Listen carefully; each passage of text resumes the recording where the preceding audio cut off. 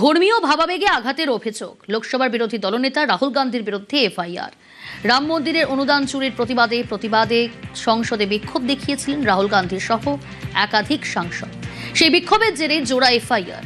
রাহুল গান্ধী ছাড়াও তালিকায় আরও 2 সাংসদ, পাপ্পু যাদব ও অবধেশ প্রসাদ। শনিবার দিল্লিতে একটি এফআইআর করেন বিজেপি সাংসদ বাসুরি স্বরাজ সহ একাধিক নেতা। অন্যদিকে বারাণসীর কোতওয়ালি থানায় আরেকটি এফআইআর করেন কয়েকজন সাধু সন্ত। বীরভূমে টুলু মণ্ডলের কালো টাকার কারবার, রাজস্ব ফাঁকি দিয়ে বাড়ির পর বাড়ি, পাহাড় প্রমাণ সম্পত্তি। অন্যদিকে হুগলির মগরায় স্বজন হারার হাহাকার, পাকা ছাদের অভাবে কাঁচা ঘর ধসে মৃত্যু দিন আনা দিন খাওয়া বাবা মেয়ের। রাজস্বের টাকায় জনকল্যাণমূলক কাজ করে সরকার, টুলু মণ্ডলদের ফাঁকি বিপাকে ফেলে গরিব মানুষদের।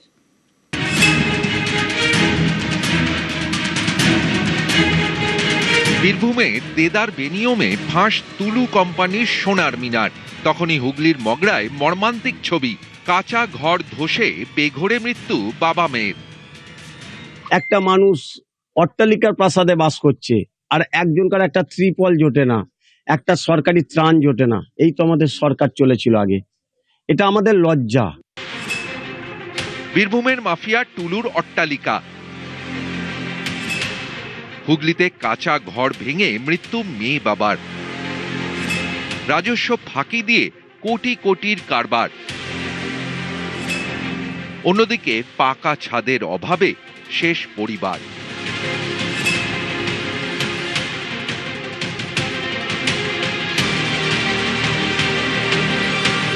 বাংলাকে বৈষম্য আর বৈপরীত্য উপহার দিয়ে বিদায় নিয়েছে মমতা বন্দ্যোপাধ্যায়ের সরকার। জীবনের বিনিময়ে চোখে আঙুল দিয়ে সেই বৈপরীত্য দেখিয়ে দিয়ে গেলেন হুগলির সবজি বিক্রেতা গৌড় মালিক ও তার মেয়ে।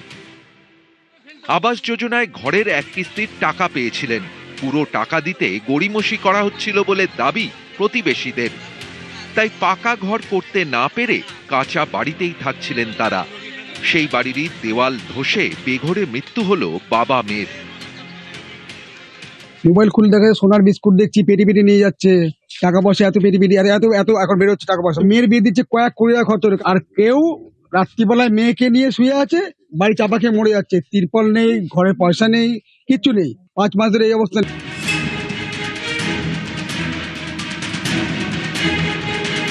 রাজস্ব ফাঁকি দিয়ে কোটি কোটির সম্পত্তি বানিয়েছেন পাথর সম্রাট টুলু মণ্ডল। সরকারকে ফাঁকি দিয়ে লুটের টাকাতেই বীরভূমে প্রাসাদ তৈরি করেছেন টুলু। কোটি কোটি রাজস্ব ফাঁকি বড় অপরাধ। রাজস্বের জোরেই চলে সামাজিক প্রকল্প। সামাজিক প্রকল্পে গরিবদের উপকার। রাজস্ব ফাঁকি মানেই গরিবদের ক্ষতি। রাজস্ব ফাঁকি মানেই রাজ্যবাসীর ক্ষতি। রাজস্ব ফাঁকি মানেই রাজ্যের ক্ষতি। টুলুর পকেট ভরে, কাঁচা ঘর ভেঙে গরিব মরে। রাজস্বের টাকা থেকেই স্কুল, হাসপাতাল তৈরি করে রাজ্য। শুক্রবার রাজস্ব লোকসানের বিষয় নিয়েই সরব হন মুখ্যমন্ত্রী শুভেন্দু অধিকারী। মিনিমাম 1000 কোটি টাকা একটা আইটেমে একটা জেলা থেকে রেভিনিউ লস, অর্থাৎ গত 15 বছর যারা সরকার চালিয়েছেন শুধু একটা জেলা থেকে একটা আইটেমের উপরেই 15,000 কোটি টাকা পশ্চিমবঙ্গের রেভিনিউ যে আমাদের সাইফন করা হয়েছে, যেটা এখানে এলে আরো কয়েক লক্ষ ছেলেকে চাকরি দেওয়া যায়। দিনের আলোর মতো স্পষ্ট, তৃণমূল জমানায় এভাবেই রাজস্ব ফাঁকি হয়েছে। লোকসান হয়েছে রাজ্যের, ক্ষতি হয়েছে রাজ্যবাসীর। তৃণমূল জমানায় টুলু মণ্ডলদের পকেট ভরেছে। অন্যদিকে পাকা ছাদের অভাবে কাঁচা ঘর ধসে মৃত্যু দিন আনা দিন খাওয়া বাবা মেয়ের। রাজস্বের টাকায় জনকল্যাণমূলক কাজ করে সরকার। টুলু মণ্ডলদের ফাঁকি বিপাকে ফেলে গরিব মানুষদের। হুগলি থেকে সোমনাথ ঘোষ, নিউজ 18 বাংলা। কাশির চোটে কারো মুখ থেকে রক্ত ওঠে, কেউ বুক ভরে শ্বাসই নিতে পারেন না। পাথর খাদানের কাজে গিয়ে বুকে থাবা বসিয়েছে মারণ রোগ সিলিকোসিস। একদিকে টাকার পাহাড়ে চড়েছেন টুলু মণ্ডলরা, অন্যদিকে অন্ধকার নেমেছে শ্রমিকদের জীবনে।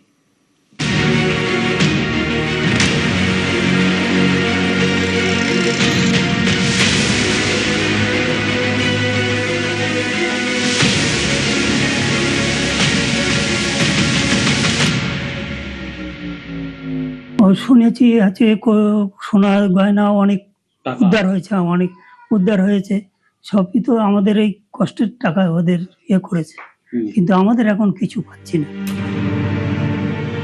ফুসফুসটা বলতে চাইছে কথা, অনেক দুঃখ, জমা ব্যথা।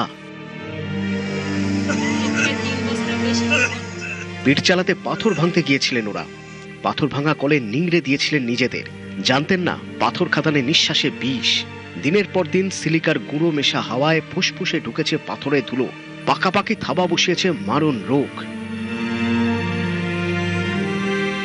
ওখানে কাজ করতে করতে কিছু লোকের ওই জ্বর আসে, কাশি হয়, দমের কষ্ট হয়। এবার ডাক্তারের কাছে যখন পরীক্ষা নিরীক্ষা হলো, তখন থেকে ওরা বুঝলো যে হ্যাঁ, সিলিকোসিস বলে একটা রোগ, পাথরের খাদানে কাজ করতে গেলে এটা হয়। গৃহশিক্ষক থেকে কোটিপতি, দালালি থেকে পাথর বালি পাচার, তৃণমূল জমানায় আঙুল ফুলে কলা গাছ। বীরভূমের ধনকুবের টুলু মণ্ডল ক্রমশ চড়েছেন টাকার পাহাড়ে। আর টুলু মণ্ডলরা যত উঠেছেন তত অন্ধকার নেমে এসেছে উত্তর 24 পরগনার মিনাখা, দেগঙ্গায়। উত্তর 24 পরগনার মিনাখা এবং দেগঙ্গা, এখান থেকে সব থেকে বেশি কর্মী যেতেন বাঁকুড়া বীরভূমে পাথর খাদানে। সেই পাথর কাটতে কাটতে এরা ক্রমশ তুলিয়েছেন মৃত্যুকূপে। ফুসফুসে জমেছে পাথরের গুঁড়ো, থাবা বসিয়েছে মারণ রোগ, সিলিকোসিস। এই রোগ নাকি সারে না।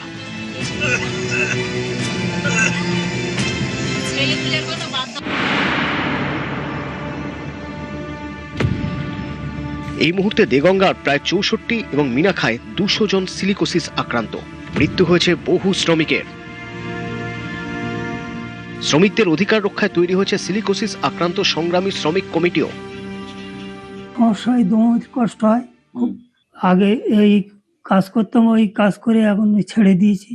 ও শুনেছি আছে সোনার গয়না অনেক উদ্ধার হয়েছে, অনেক উদ্ধার হয়েছে।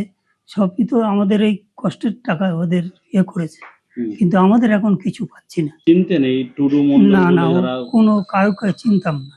আপনারা কিভাবে কাজে যেতেন তাহলে? আমরা ওই টেন্ডারের এর থেকে যেতাম, ওই 400-300 ঠিক নেই আমাদের। কত ঘন্টা ডিউটি কাজ করতেন? ও 250 এরকম। কতক্ষণ ডিউটি? ও ঠিক নেই, হয়তো 7 ঘন্টা, 12 ঘন্টা, 8 ঘন্টা।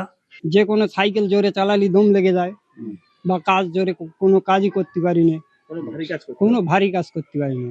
তাহলে সমস্যাটা কি হয়? সমস্যা দম লেগে যায়, শ্বাসকষ্ট হয়।